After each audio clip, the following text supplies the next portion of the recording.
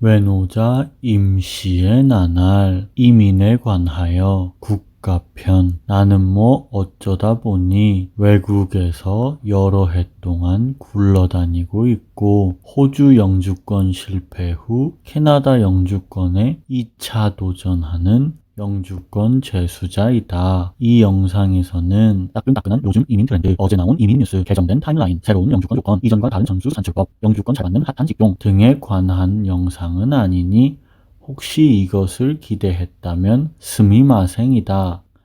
이 영상에는 이민법이 바뀔 때마다 손바닥 뒤집듯 바뀌는 무슨 이민동향, 2010 과거판, 2020 최신판, 2030 예정판, 5080 해왕성민 나는 이렇게 성공했다가 아니라 보다 근원적으로 국가로서의 이민, 개인으로서의 이민에 대한 이야기를 해보려고 한다. 이전 영상들을 보면 알겠지만 나는 4개국에서 각각 시민권자, 학생, 외노자, 그리고 또 외노자로 1년 이상씩 살았다.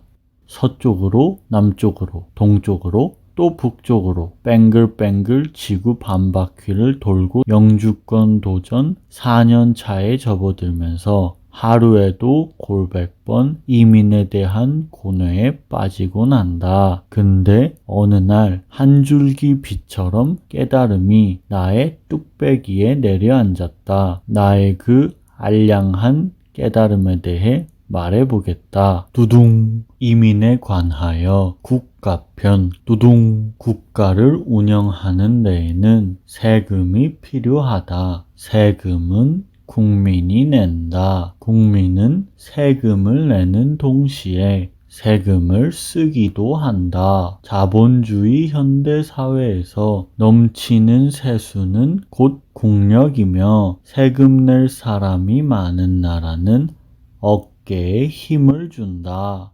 그럼 세금이 많으려면 어떻게 해야 할까? 쉽다. 너무 쉽다. 날씬해지려면 먹는 것보다 더 움직이면 되고, 시험 만점 받으려면 까먹는 것보다 더 암기하면 되고, 부자 되려면 쓰는 것보다 더 벌면 된다. 이처럼 세금 받는 사람보다 세금 내는 사람들과 세금 낼 사람들이 더 많으면 된다.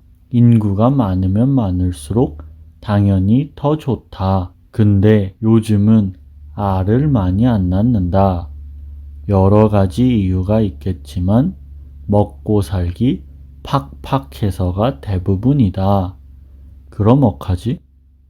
아기를 너무 키우고 싶어도 사정상 힘든 가정이 입양을 고려하는 것처럼 나라가 주도적으로 이민을 통해 세금 낼 국민을 입양한다고 생각하는 건 너무 큰 비약일까? 나 같은 외노자 혹은 외노자 지망생들이 살고 싶은 나라들은 실제로 이민을 국가의 미래가 달린 중요 핵심 사업 중 하나로 설정하고, 몸에 좋고 맛도 좋은 훌륭한 이민자를 유치하는 데에 우리의 생각보다 굉장히 치밀하게 공을 들인다. 이러한 과정은 낚시로 비유하면 딱이다. 나라는 입맛에 맞는 이민자를 낳기 위해 미끼를 엄선하고, 일단 낚시질로 잡은 고기들을 어망에 넣고, 괜찮은 녀석들은 어항에 넣고 꽝인 녀석들은 버린다. 군침이 싹 돌게 하는 떡밥들은 보통 다음과 같다. 훌륭한 복지, 저녁이 있는 삶, 안전한 치안, 아름다운 자연, 높은 임금, 좋은 교육. 그럼 미끼를 물기만 하면 나도 어항에 들어갈 수 있을까? 여기 들려주고 싶은 이야기가 있다. 낚시를 좋아한 주주 아저씨. 옛날 먼 옛날에 낚시에 환장한 주주 아저씨가 살았어요. 낚시를 너무 좋아한 나머지 집마당에 큰 연못을 만들고 그 연못에 낚시에서 잡은 물고기들을 키우자고 다짐했어요. 영차 구슬땀을 흘려 연못을 만든 주주 아저씨에게 나다 아줌마가 고생했다고 잉어 3마리를 선물해 줬어요. 주주 아저씨는 기분이 너무 좋아서 잉어들에게 각각 짜이, 꾸기, 미니라는 이름을 지어줬어요. 연못을 만든 다음날 주주 아저씨는 큰 연못에 셋밖에 없어서 심심해 보이는 짜, 꾹, 미니를 위해 근처 호수에서 낚시를 해서 잉어들의 친구들을 만들어주기로 결심했어요. 처음 낚시를 할 때는 아무 물고기나 잡혀도 연못을 채울 생각에 기분이 좋아 다 연못에 데려오고 이름도 지어주고 애지중지 아껴줬는데 그 컸던 연못이 점점 가득 차니까 원래 있던 잉어들도 불편해하고 엎친 데 덮친 격으로 주주 아저씨네 주변 길가의 무릉덩이에 살던 개구리들이 아저씨 허락도 안 받고 연못을 무단으로 쓰기 시작했어요. 얼마 지나니 자국민들은 새로운 물고기 개구리들 눈치만 보고 새로운 애들은 오히려 자기들이 주인인 양 자국민들의 먹이를 다 뺏고 오히려 괴롭혔어요. 그래서 그 아저씨는 못된 물고기들하고 개구리들을 옆 호수로 던져버렸어요. 이 일이 있은 후부터 주주 아저씨는 연못 관리에 힘써서 원래 있던 잉어들하고 잘 지낼 수 있는 애들만 골라서 연못을 꾸미고 오래오래 행복하게 살았답니다. 이 이야기가 느낌이 왔으려나 모르겠다. 호주의 연못은 2019년 당시 빡빡하게 채워져 있는 상태라 나 같은 개구리가 그 연못에서 온천욕을 하려면 주주 아저씨가 정해놓은 연못에서 살고 싶은 개구리가 해야 할 101가지 약속을 최소 7년 동안 지켜도 될까 말까였는데 내가 아직 나다 아줌마의 연못 안에 있고 무사히 영주권이 진행되고 있는 걸 보면 다행히 나다 아줌마의 연못은 아직 꽉 채워지지는 않은 것 같다. 행정 전문가가 보면 절대 용납하지 못하겠지만 나는 나라랑 회사의 운영 방식이 비슷하다고 생각한다. 회사가 사익을 가장 중요시하듯 나라도 국익을 가장 중요시한다. 좋은 회사는 좋은 복지를 통해 좋은 직원이 몰리고 이는 곧 매출 증대로 이어진다. 좋은 나라는 좋은 복지를 통해 좋은 국민이 몰리고 이는 곧 국익 증대로 이어진다. 취업자 입장에서는 삼성, 구글, 아마존의 엄청난 복지와 급여를 보고 그곳에 입사하고 싶어 한다. 이민자 입장에서는 미국, 캐나다, 호주의 엄청난 복지와 혜택을 보고 그곳에 이민 가고 싶어 한다. 혹자는 대기업 혹은 복지 선진국의 일명 돈디랄을 보고 바보라고 생각할 수도 있겠다. 근데 저기서 한 자리씩 꿰차고 있는 사람들은 계산기를 굉장히 잘 두드린다. 아니, 잘 두드려서 한 자리 꿰차고 있는 것일 수도 있겠다. 전 세계에서 내노라 하는 머리 좋은 사람 중에 특히 머리 좋은 사람들이 한데 모여 진지하게 덧셈 뺄셈하고 정한 거다. 손해를 알지만 직원 혹은 국민들을 너무나 사랑해서 퍼주는 걸까? 아니면 그럼에도 불구하고 남는 장사라서 퍼주는 걸까? 참고로 세상을 떠들썩하게 바꾸고 있는 이 아저씨들은 다들 이민자 출신이다. 물론 이민으로 인한 테러, 인종차별, 문화 갈등을 간과해서는 안 되지만 현재에도 이민의 문호를 활짝 열고 있는 국가들은 아직 자기네의 연못 사이즈가 넉넉하다고 생각하거나 남는 장사라고 생각하기 때문일 것이다. 그리고 연못 관리에 꽤나 진지한 국가들은 어종에 따라 연못을 따로 만들고 특수한 낚싯대를 사용하기도 한다. 세상을 바꿀 기업가를 위한 이민, 조건이 까다롭지만 수속도 빠르고 나라에서 모셔간다. 엄청난 부자들을 위한